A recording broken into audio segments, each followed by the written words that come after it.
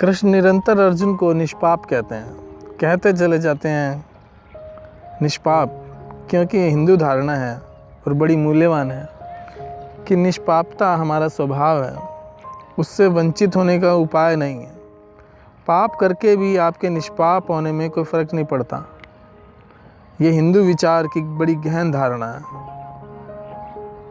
पश्चिम, विशेषकर ईसाईयत, इसको समझने में बिल्कुल असमर्थ होते हैं, क्योंकि जब पाप किया तो निष्पाप कैसे रहे, पाप किया तो पापी हो गए।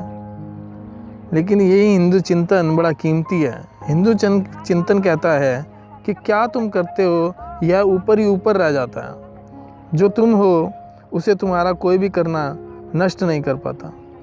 तुम्हारी निर्दोषता तुम्हारा स्वभाव है।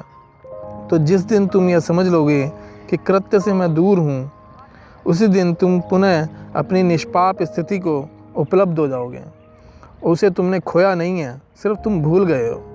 तो ज़्यादा से ज़्यादा संसार एक विस्मरण है, ज़्यादा से ज़्यादा पाप अपनी निष्पाप दशा का विस्मरण है, एक भ्रांति है, एक माया है। हमने उसे खोया नहीं है, हम उसे खो भी नहीं सकते। हमारी निर्दोषता, जो इनोसेंस है, वो हमारी सहज अवस्था है, वह संयोगिक नहीं है। उसे नष्ट करने का उपाय नहीं है। जैसे आग गर्म है, उसका स्वभाव है, ऐसे ही हम निष्पाप हैं। चेतना का निष्पाप होना धर्म है। अर्जुन को इसीलिए कृष्ण निष्पाप कहते हैं, हे निष्पाप अर्जुन।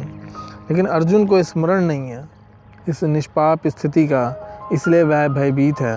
वह डरा हुआ है कि पाप हो जाएगा, युद्ध में लड़ूंगा, काटूंगा, मारूंगा, पाप हो जाएगा, फिर इस पाप के पीछे भटकूंगा अनंत जन्मों तक। और कृष्ण कह रहे हैं तुम निष्पाप है। जैसे ही कोई व्यक्ति पहली परत से हटेगा, वैसे ही निष्पापता की धारा शुरू हो जाती है और तीसरी परत पर सब निष्पाप है। इसे मैं ऐसे समझ पाता हूँ कि पहली परत पर सभी पाप है, शरीर के परत पर सभी पाप है, वह शरीर का स्वभाव है। पुरुषोत्तम के परत पर, तीसरे तल पर, तीसरी परत पर सभी निष्पाप है। वह पुरुषोत्तम का स्वभाव है, केंद्र का स्वभाव है, और दोनों के बीच में जो हमारा मन है वह सब मिश्रित है। पाप निष्पाप सब वहाँ मिश्रित है, इसलिए मन सदा डामाडोल है। वह सोचता है ये करूं या ना करूं, पाप होगा कि पुण्य होगा, अच्छा होगा कि बुरा होगा।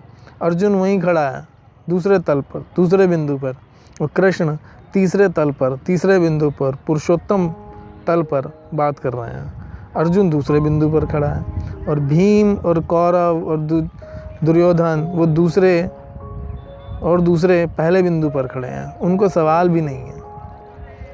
उस महाभारत के युद्ध में 3 तरह के लोग मौजूद हैं। पहली परत पर सभी लोग खड़े हैं। वह पूरे युद्ध में जो सैनिक जुटे हैं, योद्धा इकट्ठे हुए हैं, वे पहली परत में हैं। उनको सवाल ही नहीं है कि क्या गलत है, क्या सही है। इनको इतना विचार भी नहीं कि जो हम कर रहे हैं वह ठीक है या गलत। वह शरीर के तल पर खड़े हैं। शरीर के तल पर कोई विचार ही नहीं होता, सब मूर्छा में है, वहाँ सभी पाप है इस तल पर। और अर्जुन बीच में अटका है, उसके मन में संदेह उठा है, उसके मन में चेतना जाग गई है, विमर्श पैदा हुआ है। वह सोच रहा है, सोचने से दुविधा में पड़ गया। वे जो पहली परत पर खड़े लोग हैं उनको कोई दुविधा नहीं है, वे बिना संदेह के लड़ने को खड़े हैं। उनके मन में कोई संदेह, कोई सवाल ही नहीं है। लड़ने आए हैं और लड़ना उनका धर्म है, लड़ना नियति है, इसमें कोई विचार नहीं है। अर्जुन जो दूसरे तल पर खड़ा है वो दुविधा में है, उसकी बुद्धि अड़चन में है, और बुद्धि सदा अड़चन में होगी क्योंकि वह मध्य में खड़ी है। वह पाप के जगत की तरफ भी जा सकती है और निष्पाप की तरफ भी जा सकती है। वह दोनों की तरफ देख रहा है, और पीछे कृष्ण है तीसरे तल पर, वे पुरुषोत्तम हैं, वहाँ सभी निष्पाप हैं।